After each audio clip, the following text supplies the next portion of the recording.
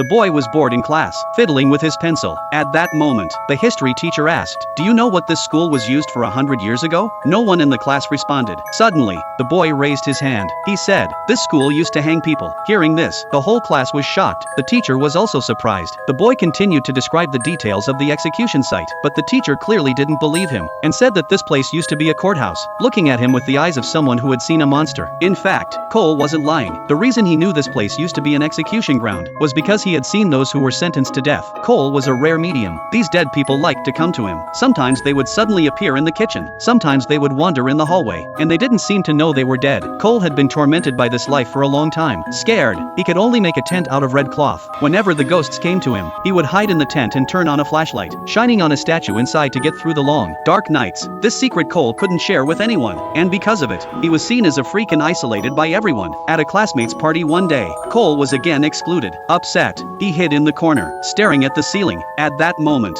a red balloon flew up. Curiously, he walked upstairs. Suddenly, he heard people arguing in the attic. Cole was terrified, because this wasn't the first time he had heard ghosts argue. At that moment, some mischievous kids downstairs noticed him, so they secretly ran upstairs. They pretended to want to play a game with Cole, but when he wasn't paying attention, they pushed him into a dark room. Cole screamed desperately inside. At that moment, his mother realized something was wrong and rushed up, but the door was locked. Cole screamed until his throat went hoarse. Eventually, there was no sound. When his mother carried him out, he had already passed out.